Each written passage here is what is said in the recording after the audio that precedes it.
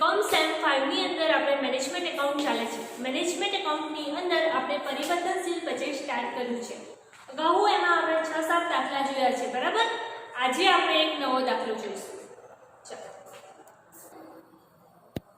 દાખલા number 10 page number 405, બરાબર।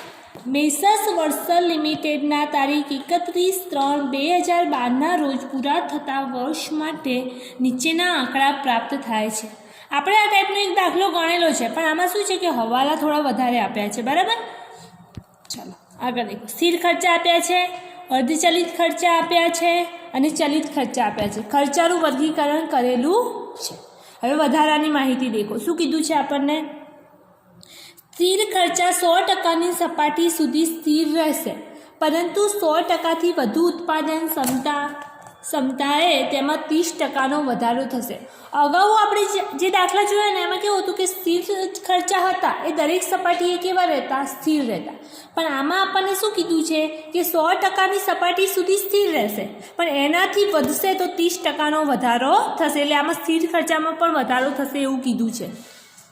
ચાલો, 50%ની ઉત્પાદન ક્ષમતાએ 8000 એકમોનું ઉત્પાદન થાય છે।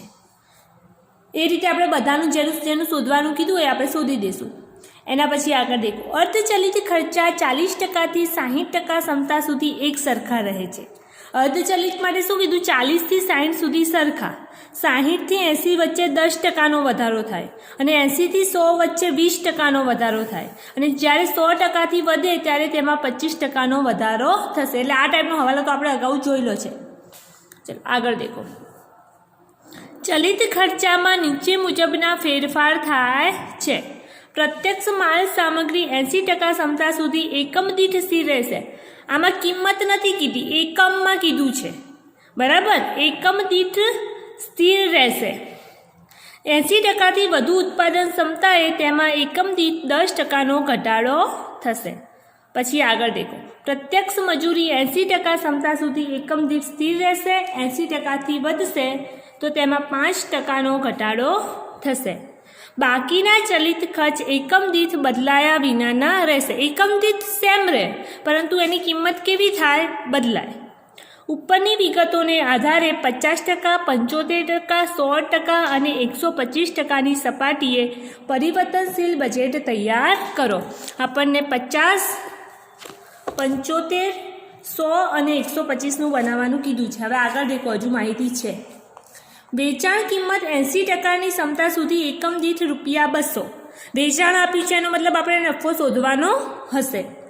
વેચાણ કિંમત 80% ક્ષમતા સુધી એકમ દીઠ ₹200, 80%ની વધુ ક્ષમતાએ એકમ દીઠ ₹180 મળી શકે તેમ હોય તો દરેક સપાટીએ નફો અથવા ખોટ શોધો। ચાલો, મારા જોડે બધા આ રીતે અંદાજપત્ર બનાવશે, બરાબર। આપણે 50%, 75%, 100% અને 125%નું અંદાજપત્ર બનાવવાનું કીધું છે। અગાઉ આપણે જે દાખલા ગણ્યા ને એમાં ખાલી આપણે રૂપીસ જ લખતા હતા, બરાબર। ખાલી રૂપીસ લખતા હતા, પણ અહીંયા આપણને વેચાણ એકમ દીઠ આપ્યું છે। વેચાણ આપણને કેવી રીતે આપ્યું છે? એકમ દીઠ આપ્યું છે। એટલે આપણે અહીંયા શેનું કોલમ બનાવશું? વધારાનું એકમનું પણ બનાવશું, બરાબર। આપણને વેચાણ એકમ દીઠ આપ્યું છે માટે, અને ચલિત ખર્ચામાં પણ રકમમાં આપણને કીધું હતું કે એકમ દીઠ વધારો થાય છે, બરાબર। એટલે અહીંયા એકમનું કોલમ આપણે બનાવશું। હવે તો સૌથી પહેલા આપણે આ રીતે 50%, 75%, 100%, 125%નું અંદાજપત્ર બનાવવાનું। એના પછી તમે બીજા નંબરનો હવાલો દેખો, એમાં શું કીધું છે? 50%ની ક્ષમતાએ 8000 એકમનું ઉત્પાદન થાય છે। 50,000 એ કેટલા એકમનું ઉત્પાદન થાય છે? 8000। તો અહીંયા 8000 એકમ લખી લો। 50% કેટલાનું થાય છે? 8000। એ જ રીતે આપણે બધાના એકમ શોધવાના, બરાબર। 50% એ 8000, તો આ 100% એ તો એને ડબલ થઈ જાય, તો અહીંયા ડાયરેક્ટ લખી દઈએ 100% એ 16000। 50% એ 8000, તો 75 એ કેટલા આવશે? 12000 એકમ। એ જ રીતે 50% એ 8000, તો 125 એ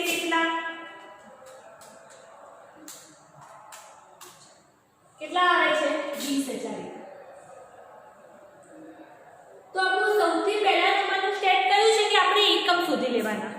લાઇનસર આપણે અહીંયા એકમ દીઠ ગણતરી કરવાની કીધી છે ને, વેચાણમાં એકમ દીઠ વધારો ઘટાડો આપ્યો છે એટલે આપણે અહીંયા શું કર્યું છે, બે કોલમ બનાવ્યા છે. તો સૌથી પહેલા નંબરનું આપણું સ્ટેપ કયું છે કે આપણે એકમ શોધવાના. આપણે 4 ના એકમ શોધી લીધા.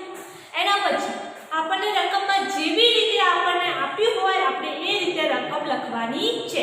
આપણને રકમમાં 50% માહિતી આપી છે. કોની આપી છે? 50%.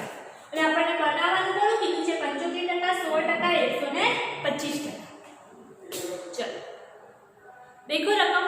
પહેલું આપણને શું આપ્યું છે? સ્થિર ખર્ચા. કયા ખર્ચા આપ્યા છે? સ્થિર ખર્ચા. હવે સ્થિર ખર્ચા માટે આપણને શું કીધું છે? પહેલા નંબરનો હવાલો દેખો. સ્થિર ખર્ચા 100% ની સપાટી સુધી સ્થિર રહેશે. 100% સુધી એટલે 50, 75 અને 100. 100 સુધી કેવા રહેશે? દરેક સપાટીએ સરખા એટલે સ્થિર રહેશે. પછી શું કીધું છે? 100% થી વધુ ઉત્પાદન ક્ષમતા એ તેમાં 20% નો વધારો થશે. એટલે 125 એ આપણે શું કરવાનું? 20% નો વધારો કરવાનો છે. ચલો હવે આગળ દેખો. તો આપણે લખી દઈએ, જોડે જોડે લખતા જઈએ. હેડિંગ આપી દો પહેલા સ્થિર ખર્ચા.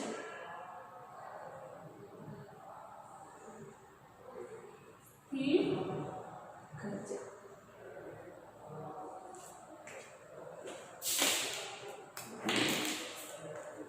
પહેલું આપણને શું આપ્યું છે? ભાડું અને કરવેરા. ભાડું અને કરવેરા આપણને 50% ની માહિતી આપી છે. ભાડું અને કરવેરા કેટલા આપ્યા છે? 75,000. એના પછી આપણને શું આપ્યું છે? ઘસારો રૂપિયા 1 લાખ.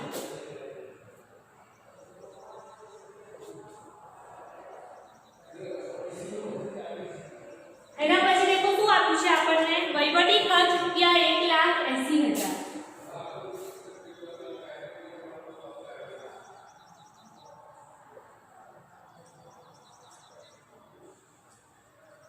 આગળ આપણને શું કીધું છે? અન્ય સ્થિર ખર્ચ રૂપિયા 45,000.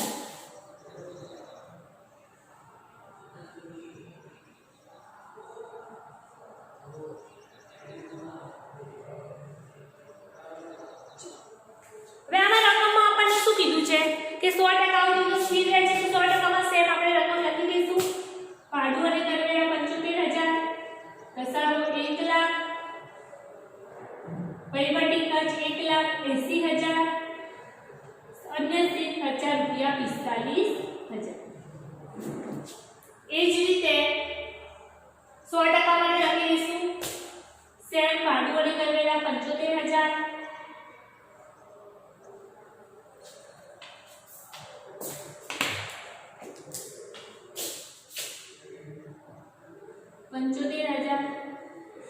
એના પછી ઘસારો છે 1 લાખ, વહીવટી ખર્ચા છે 1,80,000 અને અન્ય સ્થિર ખર્ચા છે 45,000. હવે આપણને આમાં શું કીધું છે? આપણે શું કરવાનું? હવાલો આપણને આપ્યો હોય ને તો આટલું અંદાજપત્ર એક પત્તાનું બનાવી અને વધારાની ગણતરી આપણે દર્શાવવાની. એટલે ખબર પડે કે કઈ રકમ ક્યાંથી આવે છે. બરાબર? તો અહીંયા શું કીધું છે કે 100% સુધી સ્થિર રહેશે અને 100% થી વધશે એટલે કેટલાનો વધારો થશે? 30% નો વધારો થશે. સ્થિર ખર્ચામાં શું થશે? 30% નો વધારો થશે. તો 100% થી વધારે કેટલા છે? 125% છે. તો એમાં 30% નો આપણે વધારો કરવાનો છે. આપણને આ જે રકમ આપી એના 30% કરવાનો. તો પહેલા આપણને ભાડું અને કરવેરા કેટલા છે? 75,000. એના 30% કરો કેટલા આવશે? 97,500.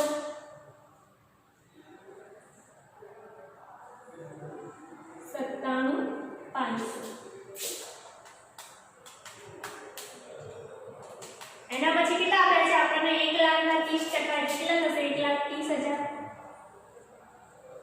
એના પછી 1,80,000 ના 30% કેટલા થશે? 2,34,000. એના પછી 45,000 ના 30% કરો કેટલા થશે? 13,500 પ્લસ 45,000 58,500. બરાબર? ચલો ટોટલ કરી દો. હવે કુલ સ્થિર ખર્ચાનું ટોટલ કરી. હવે સ્થિર ખર્ચા માટે આપણને કઈ એકમની માહિતી આપી નથી એટલે હાલ આપણે આના અલગ અલગ એકમ શોધતા નથી. તો ટોટલ કરી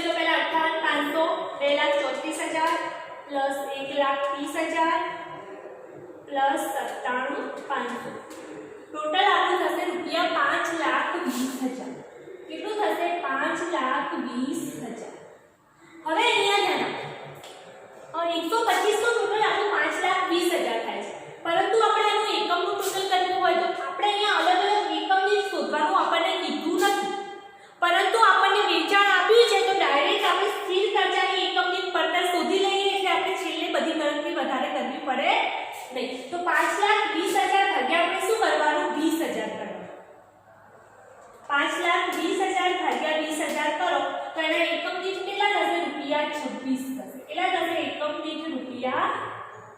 5,20,000 ભાગ્યા શું કરવાનું? આપણે 125 ના જેટલા પણ એકમ આપ્યા હોય એટલા, એના કેટલા આપ્યા છે? 20,000. તો 5,20,000 ભાગ્યા આપણે શું કરવાનું છે? 20,000.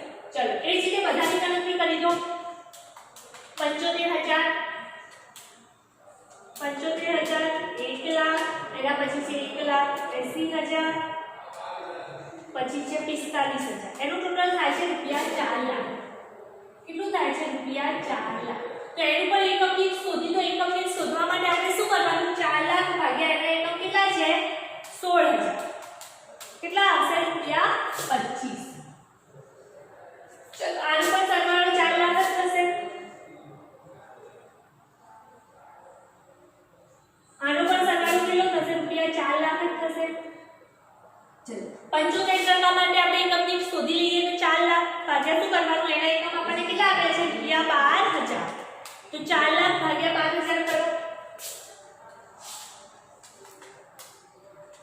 કેટલા આવે છે? ₹33.33 આવે છે. આ પોઈન્ટમાં આવે છે, બરાબર? ₹33.33. એ જ રીતે આનું કરો. 4,00,000 ભાગ્યા 8,000. 50% માટે કેટલા આવે છે? ₹50. એકમ દીઠ પડતર એની કેટલી આવે છે? ₹50. તો આપણને સ્થિર ખર્ચાની અંદર પહેલી વાર હવાલો આપ્યો છે, બરાબર? અગાઉ આપણે જે દાખલા કર્યા એમાં આપણને સ્થિર ખર્ચાનો હવાલો આપ્યો નતો, ખાલી આમાં આપ્યો.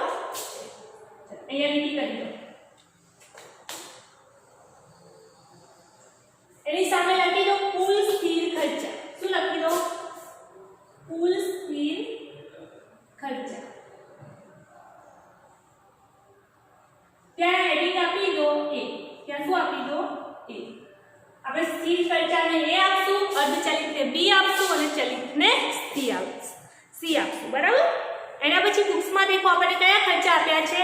આપણને 50% ની સપાટીના ખર્ચા આપ્યા છે. કયા આપ્યા છે? અર્ધચલિત ખર્ચા આપ્યા છે.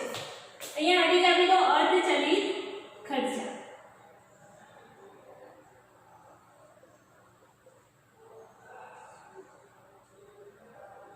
તો અર્ધચલિત ખર્ચામાં પહેલો ખર્ચો આપણને આપ્યો છે પરોક્ષ માલ સામગ્રી. આપણને 50% ના આપ્યા છે તો આપણે પહેલા એ લખી દઈએ, બરાબર? પરોક્ષ માલ સામગ્રી કેટલી છે? પરોક્ષ માલ સામગ્રી ₹1,20,000. એના પછી શું આપ્યું છે આપણને? પરોક્ષ મજૂરી ₹80,000.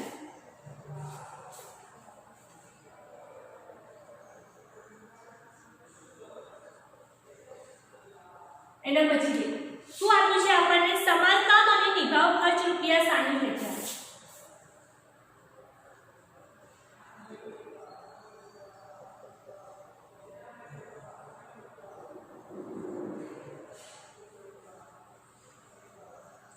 એના પછી આપણને શું આપ્યું છે? વેચાણ વિતરણ ખર્ચ ₹40,000.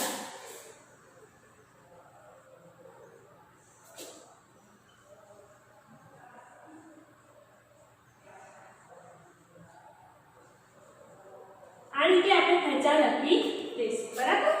હવે દેખો અર્ધચલિત ખર્ચા માટે આપણને શું હવાલો આપ્યો છે? બુક્સની અંદર દેખો શું કીધું છે? અર્ધચલિત ખર્ચા 40% થી 60% ક્ષમતા સુધી સરખા. હું અહીંયા લખું એટલે આપણને ખ્યાલ આવશે. અર્ધચલિત ખર્ચા આપણને શું કીધું છે? 40 થી 60 સુધી. 40 થી 60 સુધી શું કીધું છે? સરખા. એના પછી આગળ શું કીધું છે આપણને? 60 થી 80 વચ્ચે. 60 થી 80 વચ્ચે 10%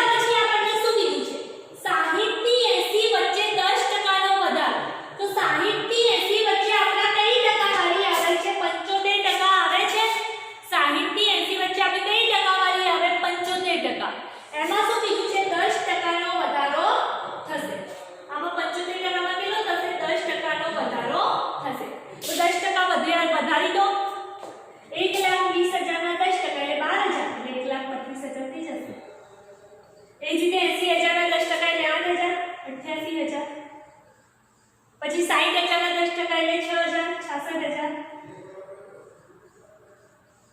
એના પછી 40,000 ના 10% એટલે 44,000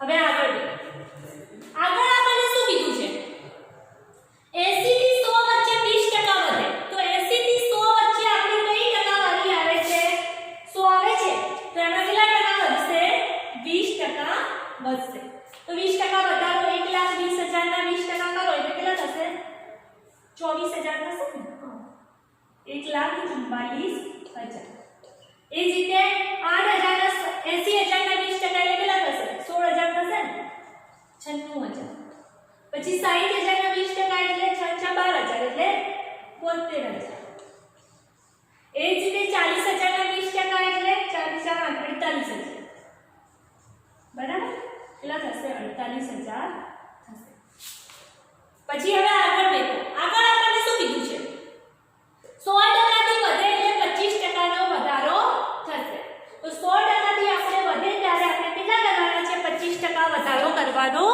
છે તો પહેલા આપણે કેટલા આવે છે 1,20,000 એના 25% કરો કેટલા આવશે 1,50,000 એ જ રીતે 80,000 ના 25% કરો કેટલા આવશે 1,00,000 એ જ રીતે 60,000 ના 25% કરો કેટલા આવશે 75,000 એ જ રીતે 40,000 ના 25% કરો કેટલા આવશે 50,000 ચલો ટોટલ કરી દો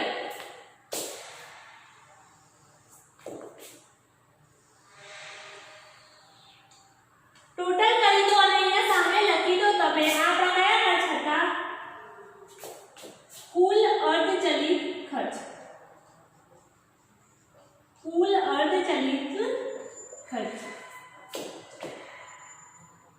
ત્યાં નામ આપી દો બી ત્યાં શું નામ આપી દો બી નામ આપી દો ચલો ટોટલ કરો એક સેકન્ડ ના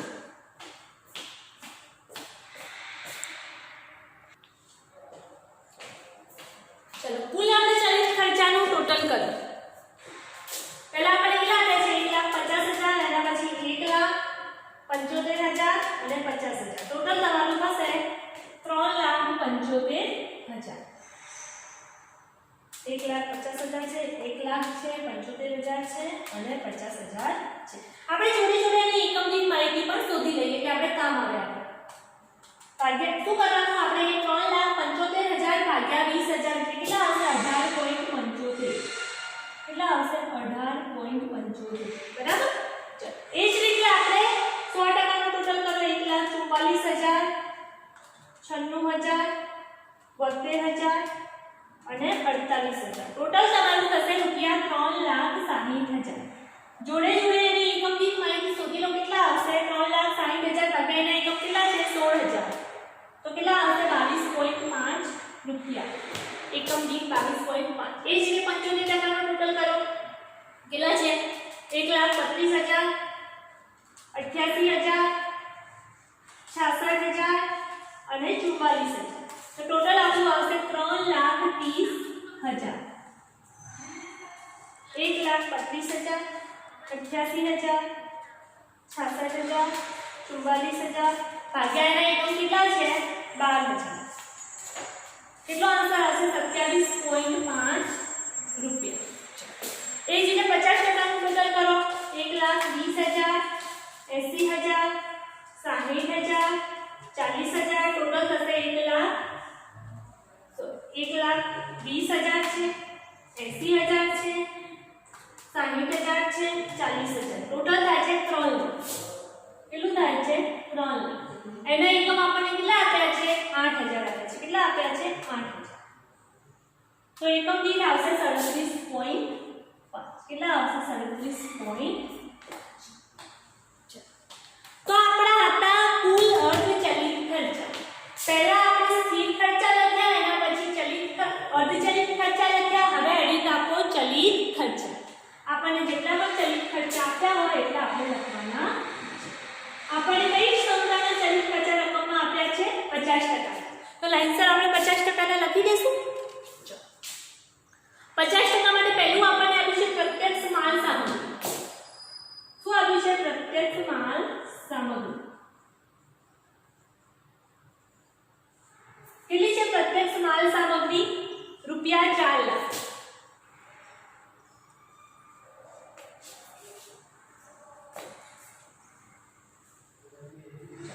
એના પછી આપણને શું આપ્યું છે? પ્રત્યક્ષ મજૂરી. શું આપ્યું છે? પ્રત્યક્ષ મજૂરી. પ્રત્યક્ષ મજૂરી કેટલી છે? રૂપિયા 2,40,000. એના પછી આપણને શું આપ્યું છે? પ્રત્યક્ષ ખર્ચા. પ્રત્યક્ષ ખર્ચા આપણને કેટલા કીધા છે? 1,20,000. એના પછી પેકિંગ ખર્ચ છે રૂપિયા 40,000.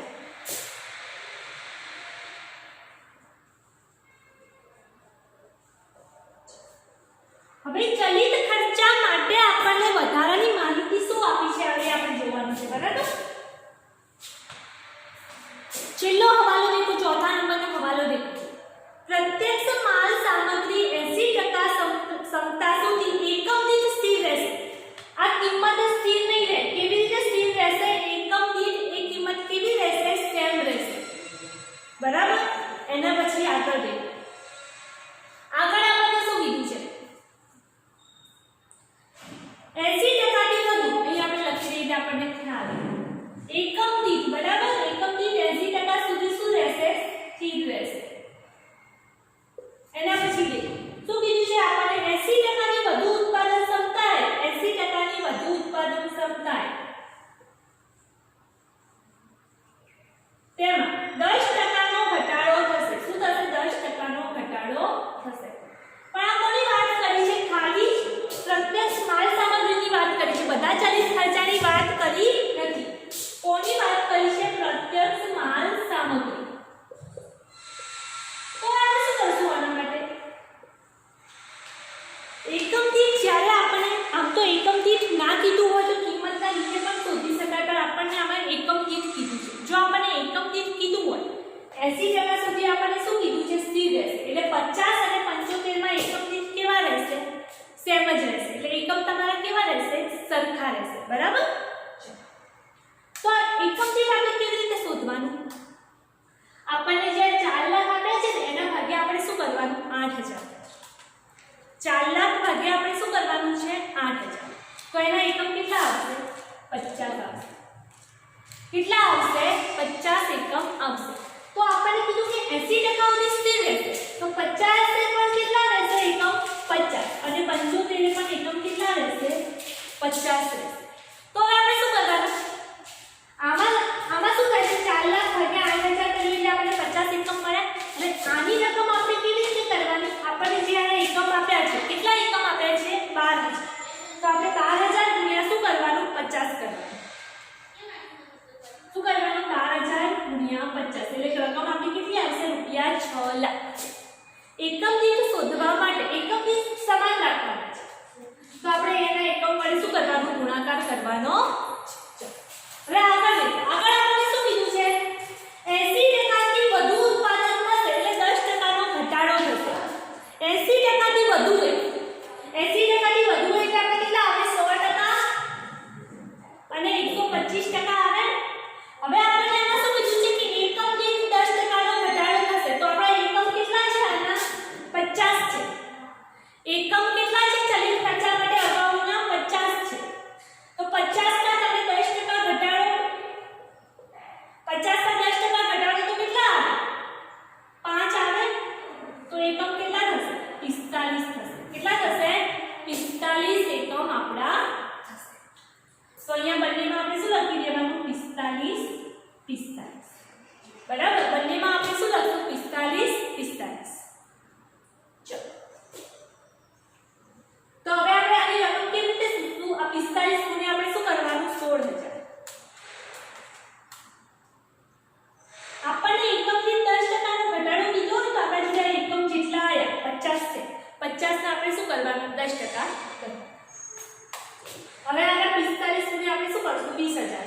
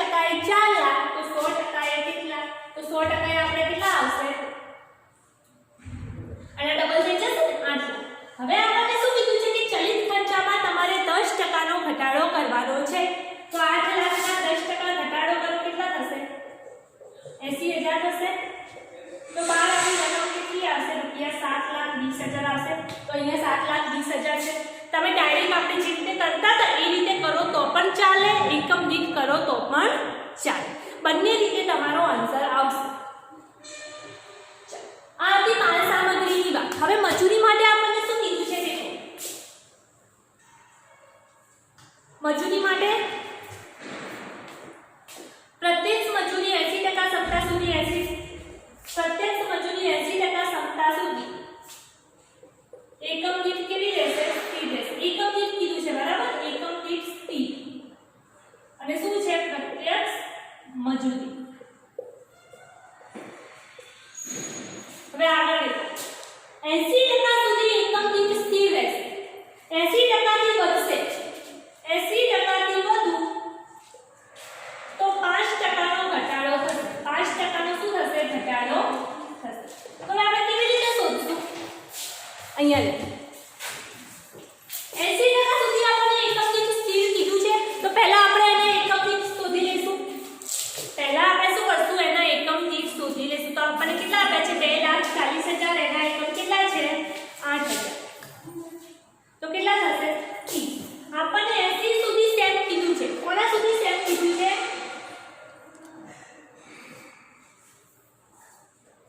બરાબર, 80 સુધી આપણને શું કીધું છે? સેમ કીધું છે, એટલે 30 આવશે. ચલો એના પછી આપણે શું કીધું છે? 80% થી વધે એટલે એકમ દીઠ 5% નો ઘટાડો થશે. તો 80% માટે 80% સુધી આપણને એકમ કેટલા આપ્યા છે? 30 આપ્યા છે. એમાં 5% નો ઘટાડો. તો આપણે કોનો ઘટાડો કરવાનો છે? 30 ના 5% કરવાના. તો કેટલા આવશે? 1.5. તો 30 માંથી તમે 1.5 બાદ કરો તો કેટલા આવશે? 28.5. આપણા જોડે જે એકમ છે 30 એકમ છે, એનો આપણે ઘટાડો કરવાનો છે. તો અહીંયા લખી દો 28.5. 28.5. બરાબર. હવે આની રકમ શોધી દઈએ આપણે. ચાલો રકમ શોધી દો. શું કરવાનું? 30 ગુણ્યા 12,000 કરો. 12,000 ગુણ્યા 30 કરો. કેટલા આવશે? 3,60,000 આવશે. એના પછી 28.5 ગુણ્યા 16,000 કરો. એના જેટલા એકમ હોય એના વડે આપણે ગુણાકાર કરવાનો. કેટલા આવશે? 2,96,000 આવશે. ચાલુ રાખજો. એના પછી આપણે સોરી 16,000 ગુણ્યા 28.5 આ 4,56,000 હશે. 4,56,000. એના પછી 28.5 ગુણ્યા 20,000 કરો. એના એકમ વડે આપણે ગુણીએ તો કેટલા આવશે? 5,70,000. હવે દેખો આગળ આપણને શું માહિતી આપી છે?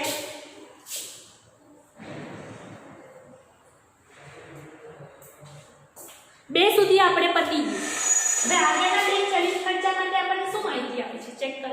બાકીના ચલિત ખર્ચા એકમ દીઠ બદલાયા વિના રહેવાના છે. બરાબર, બાકીના ચલિત ખર્ચા શું છે? એકમ દીઠ બદલાયા વિનાના રહેશે. તો એકમ એના બધામાં કેવા આવશે? સમાન આવશે. તો પહેલાના એકમ શોધી દો. કેટલા આવશે? 1,20,000 છે અને એના એકમ કેટલા છે? 8. 50% ની માહિતી આપી છે. તો એકમ કેટલા આવે છે? 15. તો દરેક જગ્યાએ એકમ કેટલા આવશે? 15. તો ગુણાકાર કરી દો. 15 ગુણ્યા 12,000 કેટલા આવે છે? 1,80,000. 15 ગુણ્યા 16,000 રકમ કેટલી આવે છે? 2,40,000. એના પછી 15 ગુણ્યા 20,000 કેટલા આવશે? 3 લાખ. બાકીના તમામ ચલિત ખર્ચા આપણે કીધું સ્થિર રહેશે. બરાબર. તો પેકિંગ ખર્ચના પણ શોધી તો કેટલા આવશે? 40,000 ભાગ્યા 8,000 કેટલા આવે છે? 5. દરેક જગ્યાએ એકમ કેટલા આવશે? 5. તો અહીંયા કરી દો 12,50,000 60,50,000 80,000 20,50,000 1 બરાબર. તો આ આપણા હતા ચલિત ખર્ચા.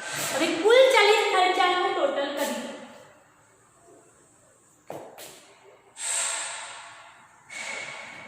કુલ ચલિત ખર્ચાનું ટોટલ કરી દો.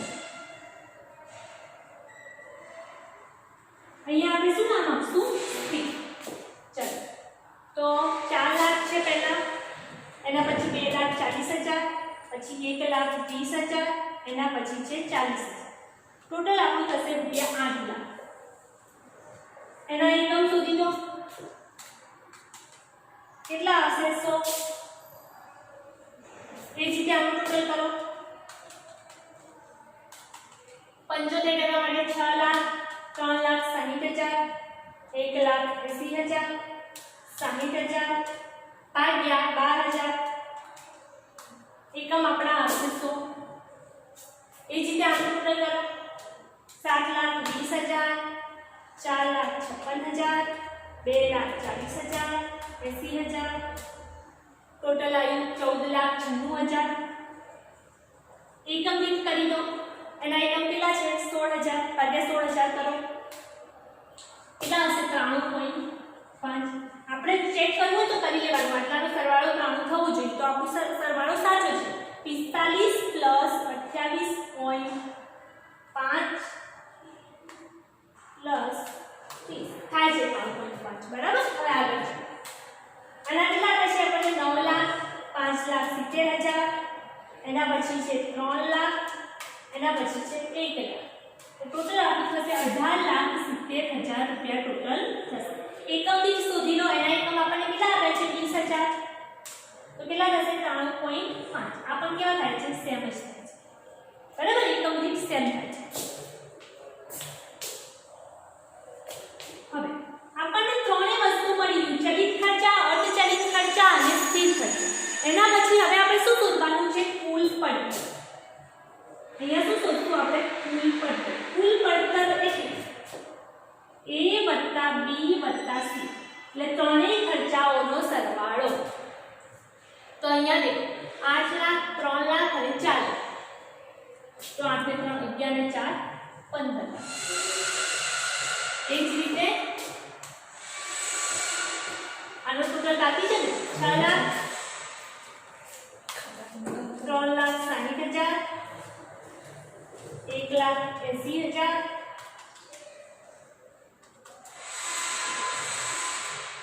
ને 60 ટોટલ આપણું થાય છે 12 કેટલું થાય છે 12 લાખ ટોટલ થાય છે હવે એનું ટોટલ કરી દો આપણે 3,30,000 આપ્યું છે એના પછી 4 લાખ ટોટલ આપણું થશે 19,30,000 તો આપણું 75% નું ટોટલ હતું બરાબર હવે આપણે કરો 100% કેટલું થાય છે પહેલા 4 લાખ આપ્યા છે એના પછી 3,60,000 છે એના પછી 14,96,000 ટોટલ આપણું થશે 22,56,000 રૂપિયા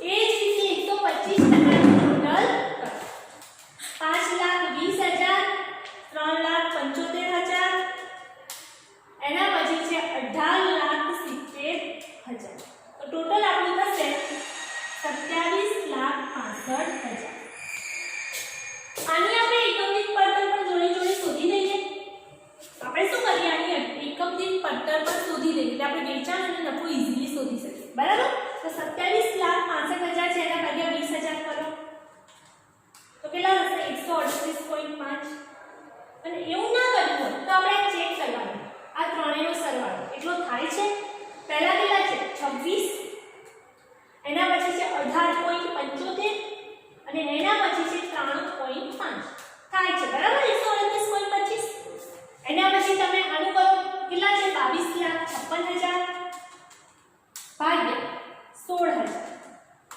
તો કેટલા થશે 141 થશે બરાબર અને આપણે ચેક કરવું હોય તો કરી લેવાનું 3.5 આપ્યું છે 22.5 આપ્યું છે અને 25 આપ્યું છે બરાબર એ જ રીતે આનું કરો 19,30,000 ભાગ્યા 12,000 કેટલા થાય છે 160.83 થાય છે અને આપણે ચેક કરવું હોય તો કરી લેવાનું 33.33 છે પહેલા એના પછી કેટલા છે 27.5 એના પછી છે 100 તો કેટલા થાય છે 160.83 થાય એ જ રીતે આને શોધી દો ટોટલ કેટલું છે 15 લાખ ભાગ્યા એના એકમ કેટલા છે 8,000 તો કેટલા થશે 187.5 કુલ પડતર થશે હવે અહીંયા देखो આપણે એકમ દીઠ પડતર પણ શોધી અને કુલ પડતર પણ શોધી. કેમ એકમ દીઠ પડતર આપણે શોધી? કેમ કે આપણને અહીંયા આગળ રકમ દેખો, રકમમાં આપણને આગળ શું કીધું છે? વેચાણ આપણને એકમ દીઠ આપ્યું છે. આગળ રકમમાં દેખો વેચાણની કિંમત 80% ક્ષમતા સુધી એકમ દીઠ ₹200. અહીંયા આપણને એકમ દીઠ વેચાણ આપ્યું છે 80% સુધી. આપણને કેટલું કીધું છે? 200. 80% સુધી કયા કિંમત આવશે? 50% અને 75 આવશે. 80% સુધી આપણને શું કીધું છે? 200. પછી આગળ શું કીધું છે? 80%ની વધુ ક્ષમતાએ 180 મળશે. તો 80%ની વધુ ક્ષમતાએ કયા આવશે? 100 અને 125 આવશે. એમાં આપણને કેટલા કીધા છે? 180. કેટલા કીધા છે? 180. મેં એટલા માટે એકમ દીઠ અહીંયા શોધ્યું છે. બરાબર, આપણને એકમ દીઠ માહિતી આપી છે માટે. હવે આપણે શું કરશું? એક વસ્તુ લાસ્ટમાં શોધવાનું બાકી છે.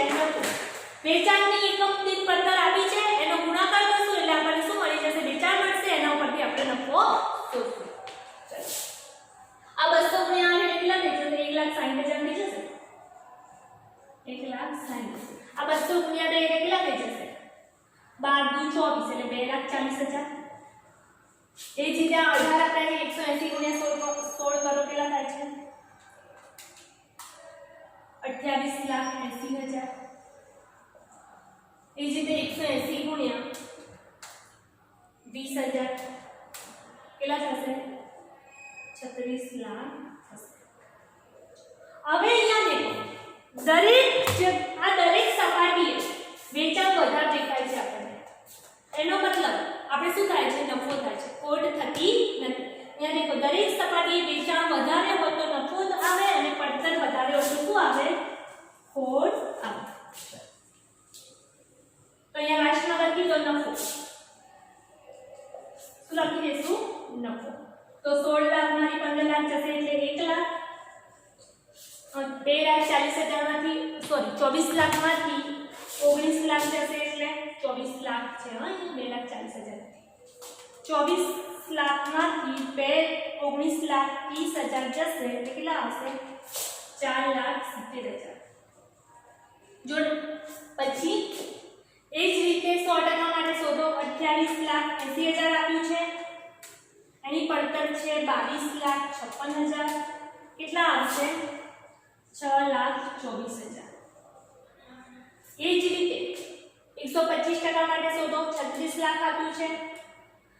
એની કુલ પડતર આપણને આપી છે 27,65,000. નફો આપણો આવશે 8,35,000 રૂપિયા નફો આપણો આવશે. હવે અહીંયા દેખો આપણને આ રીતે જ નફો શોધવાનો કીધો છે, એકમ દીઠ કીધો નથી. તો પણ આપણે શોધી લઈએ. બરાબર, બધી ગણતરી એકમ દીઠ કરી છે તો નફો પણ આપણે એકમ દીઠ શોધી લઈએ. તો 200 માંથી 187.5 બાદ કરો કેટલા આવશે? 12.5. કેટલા આવશે? 12.5. એ જ રીતે 200 માંથી 160.83 બાદ કરો કેટલા આવશે? 39.17. એ જ રીતે 180 થી 141 બાદ કરો કેટલા આવશે? 39. એ જ રીતે 180 માંથી 138 પોઈન્ટ કેટલા હતા? 25 હતા ને? હા, 180 માંથી 138.25 કેટલા આવે છે? 41.75. આ રીતે આપણે એકમ દીઠ નફો પણ શોધી લઈએ. બરાબર.